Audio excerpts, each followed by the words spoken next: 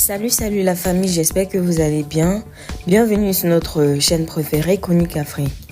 Aujourd'hui, on se note une nouvelle information du côté du Mali. Les membres du Conseil national de transition, réunis hier en séance plénière, ont ratifié l'ordonnance numéro 2024-009-PT-RM du 13 août 2024 portant création de la société Mali Airlines SA. Les travaux étaient présidés par la deuxième vice-présidente de l'organe législatif, Atouma Gakoun Djikine, en présence du ministre de la refondation de l'État chargé des relations avec les institutions, Ibrahim Ikassa Maïga.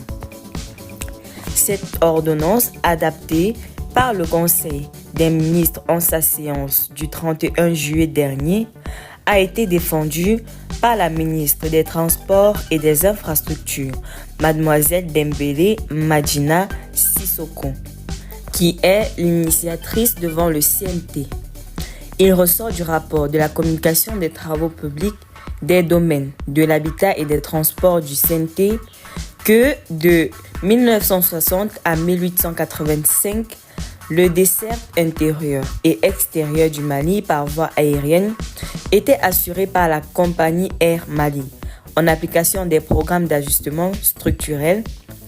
Le gouvernement a procédé à la fermeture de cette compagnie en 1888, comme d'autres sociétés et entreprises d'État qui ont souffert de ce nouveau paramétrage de l'économie nationale.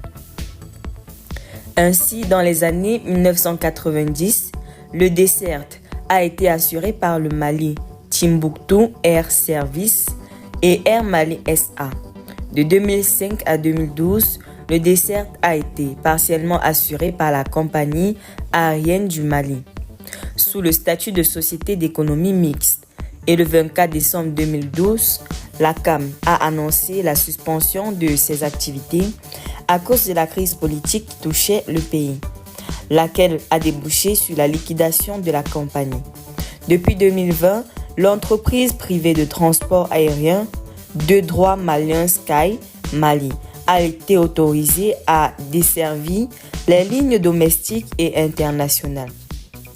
Elle assure actuellement que les vols intérieurs sur les destinations de Kay, Gao, Tombouctou et les vols à la demande et les services rendus n'arrivent pas à couvrir la demande.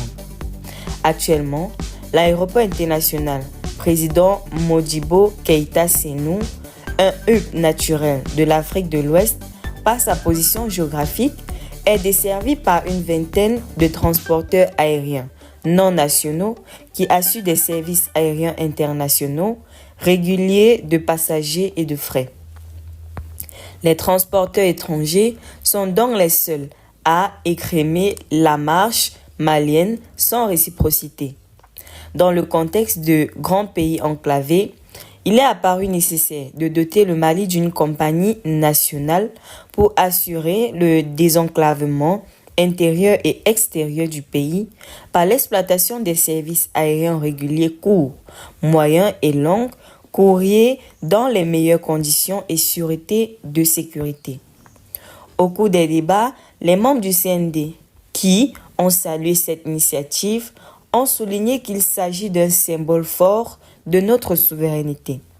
Toutefois, leurs préoccupations ont été portées, entre autres, sur le capital de la société, la nature des partenaires techniques et financiers, l'ouverture du capital et le modèle économique, la date d'opérationnalisation. Symbole fort de souveraineté, en réponse, le ministre des Transports et des Infrastructures a indiqué qu'une compagnie aérienne est plus qu'une nécessité pour le Mali, étant un pays enclavé avec 7 voisins. Pour Mademoiselle Dembélé Madjina Sissoko, pour reprendre sa souveraineté, un pays doit avoir sa compagnie aérienne. Elle dira que le Mali est bien doté de 6 aéroports internationaux certifiés, en plus des aérodromes Hassan, Nara, Kolokani, Bougouni et etc. Le ministre a fait savoir que le premier capital prévu de 5 milliards de francs CFA, selon elle, un numéro de compte a été créé et le capital a été libéré il y a plus de 2 mois avec 100 millions dans ce compte. Parlant de l'opérationnalisation, elle dira qu'un chronogramme a été élaboré et toutes les activités ont un délai. Restez toujours courtois en commentaire et respectez les règles de